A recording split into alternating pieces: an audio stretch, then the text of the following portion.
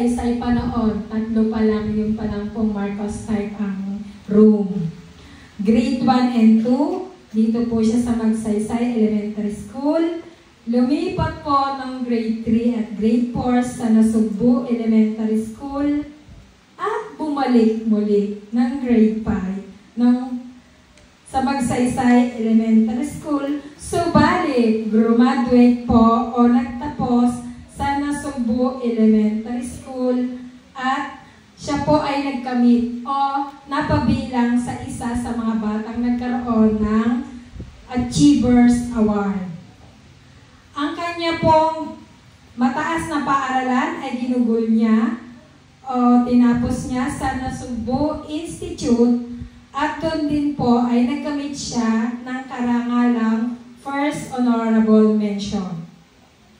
Ang kanya pong kolehiyo ay tinapos niya sa Manila Central University. Gayon din po sa Scholar of Philippine Chinese Dental Foundation Incorporation at ipinagpatuloy pa ulit ang sa education course sa oral surgery sa International Association of Orthodontics. Yan. Ang kanya pong affiliation, siya po ay member ng Philippine Dental Association, active member of Batangas Province Dental Chapter. Siya po ay Executive Secretary ng PBDC taong 2023-2024. Siya rin po ay Area Vice President ng Nasugbu Lian Dentist sa kasalukuyan 2024-2025. At siya po ay representative o umattend sa International Dental Convention sa South Korea, Kuala Lumpur, Malaysia, at Singapore. Siya po ay umattend o naging representative din sa Dental Convention ng FDI World Dental Federation sa Sydney, Australia. At siya po ay kasalukuyang associate dentist o ang kanya pong naging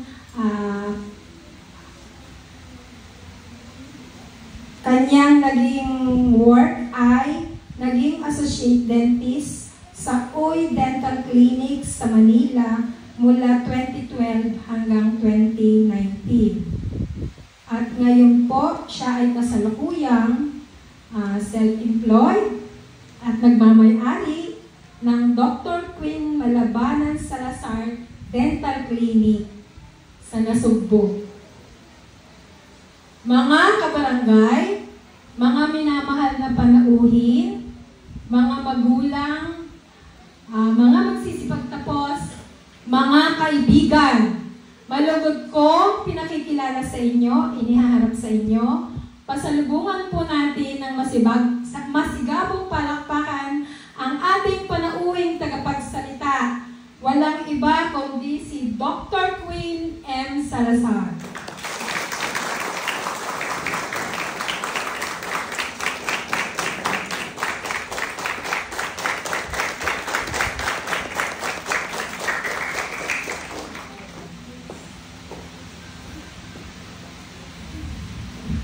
Parang nakaka-pressure ang inyong palakpakan na.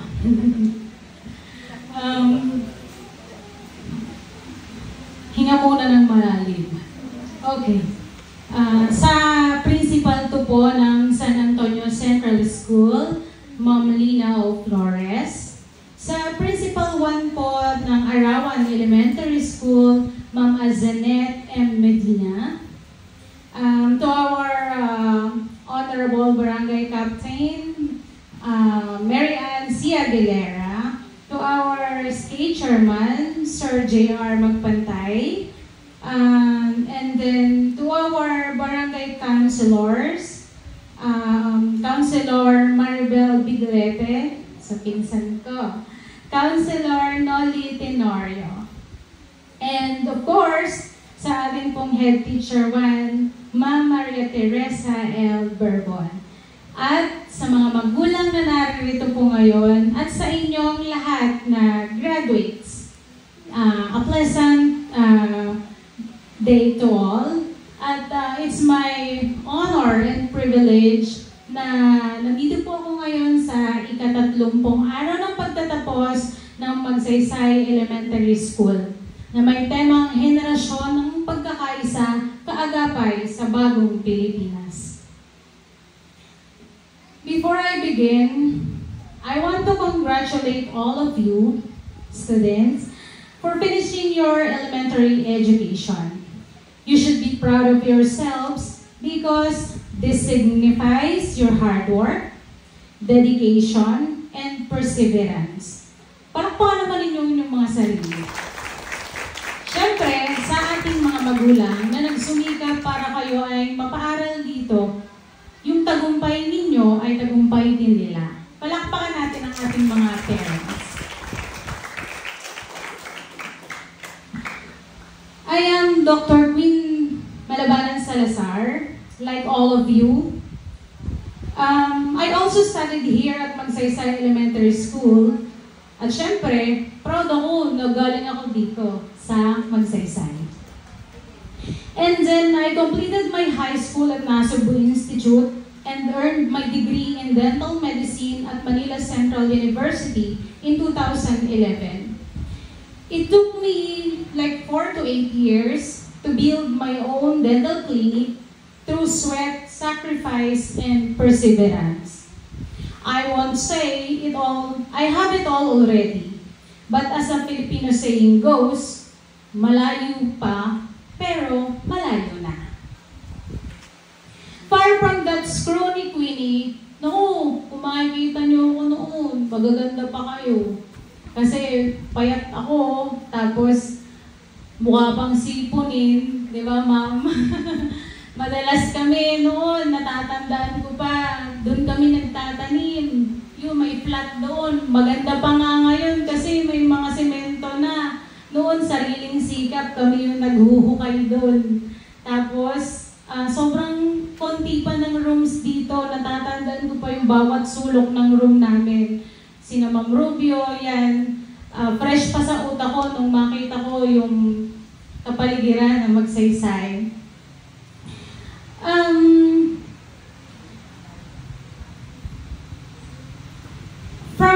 Far from that scrawny Queenie before, I now gained, ang nagain ko several pounds. Medyo tumaba-taba na ako ng konti sa lagay na to.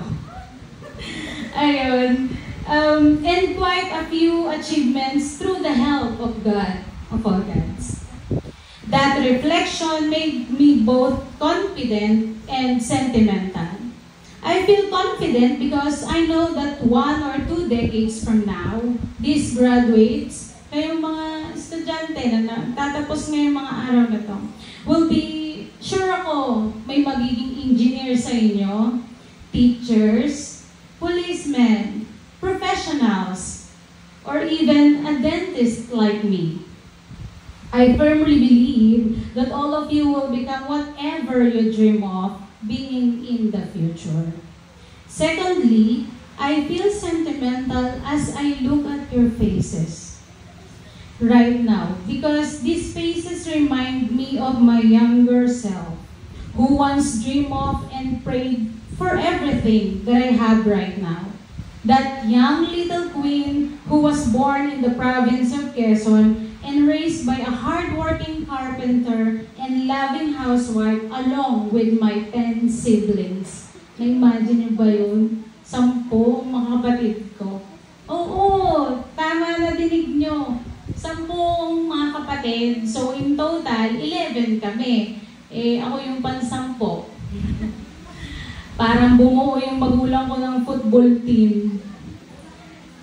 So, who would have thought that I'd be standing in front of you today and would be invited as a guest speaker? Diba, Donna? Sinat ako ni Donna dun sa Facebook para pumunta dito at maging guest speaker. Gulat na gulat naman ako. Sabi ko, bakit ako? Wala na ba kayong mapili? Hiyang-hiya ako. Kasi kasi syempre, parang nakaka-overwhelm din at the same time.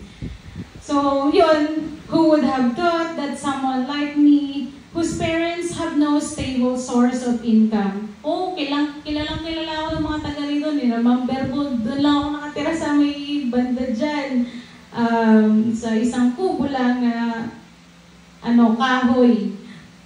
Walang stable income ang pamilya ko para mapatapos nila ako ng degree ng dental medicine. Knowing that dentistry, as a lot of people will quote, is a program for the rich. Basta natatandaan ko, ako na yata yung pinakamahirap na dentista sa balat ng lupa. Oh, totoo yun! I'd say my answer for this question, yung naging kasangkapan ko dito, makinig kayo mga graduates. Faith, perseverance, and unity. The first two, faith and perseverance, are common values that we usually hear when we talk about the values that we should have in order to achieve our dreams. We often hear people say that through faith, reaching the impossible is possible. And through perseverance, we can transform our aspirations and make them tangible. However, people tend to forget how important the third one is. We forget how unity plays a crucial role, not just in shaping, but in making our dreams turn into reality. Sabi nga dati, nung bata ako, madalas kong marinig na para daw makalinis ng kapaligiran natin, kailangan yung walis tingting, pagsamasamahin, mapagbuklod-buklod para magamit at makalinis ng paligid. It takes a community to raise a child. I am a living testament of that proverb. I, who came from a humble family, wouldn't be where I am today, if not for the collective efforts of my family, relatives, teachers, and even strangers who helped me become the best version of myself. I am a product of a united community that worked together to make this world inclusive and empowering for the young Queenie decades ago. This so-called unity has helped me thrive, and on top of that, survive all the obstacles that came into my way. Do you think I would have survived all of this without the collective efforts of those people behind my success? You guessed it right, because the answer is no. We can't fully nurture ourselves on our own. We can't shape our dreams just by our hands alone. And we can't completely survive in isolation. We are humans, and as human beings, we are inherently social creatures who rely on each other for emotional strength, knowledge, and shared experiences. Eh di nga ba sabi, two heads are better than one. And the fact that we can thrive in isolation highlights the truth that our strength lies in unity, that each of us plays a significant role in propelling one another forward. We, parents, families, educators, and mentors, alongside our community leaders, policymakers, and the government, have a huge responsibility in ensuring that we continuously create a community that fosters these young minds who will shape our nation in the future. We must all come together to help prepare these young people for the challenges that they may encounter in the future, as it is our shared responsibility to equip these young individuals with the skills and support they need to succeed in life. Certainly, we adults should ensure that policies and programs will be implemented to guarantee that these children will have access to quality education and a brighter future. So this is my call to each and every one of us.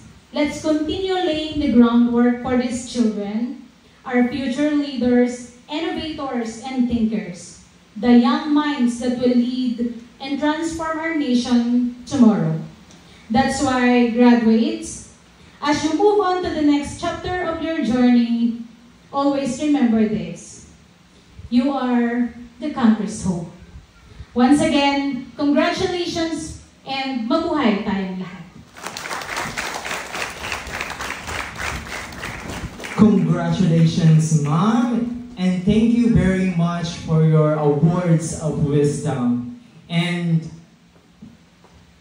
may we kindly request Dr. Queen M. Salazar to remain on stage for a short while as we present a plaque and token of appreciation. To present a plaque of appreciation and token to our esteemed guest speaker, Dr. Queen M. Salazar, may I respectfully request the presence of Honorable Mary Ann C. Aguilera, Ma'am Nina O. Flores, and Ma'am Maria Teresa L. Berbon to come up on stage.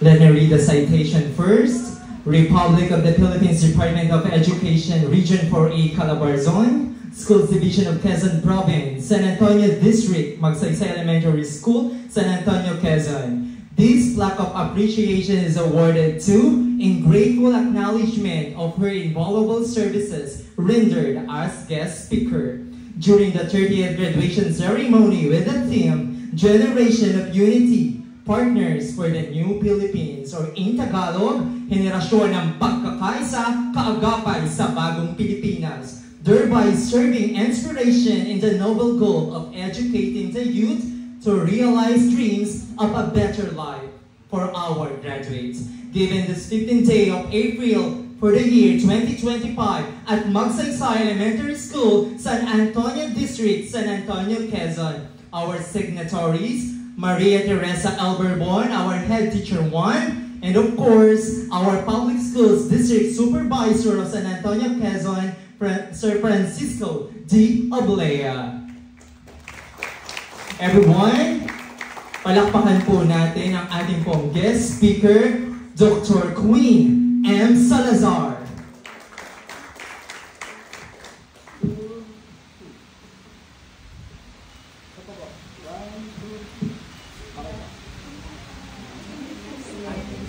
Magpapapicture po pala muna ang mga teachers, ma'am. Ating guest speaker. Thank you very much. Inayahan po sa ating entablado ang ating po mga teachers para po sa photo with our guest speaker, Dr. Queen M. Salazar.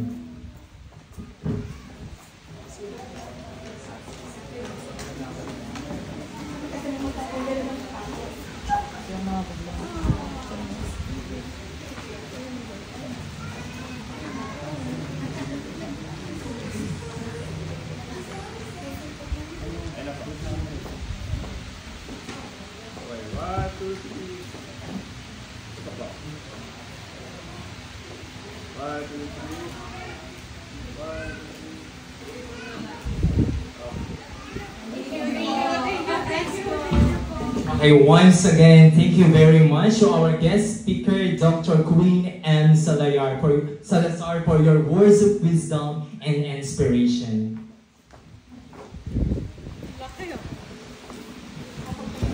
At ngayon po, para po bigyan tayo ng isang mensahe mula po sa ating punong bayan, kagalang-galang Anyayo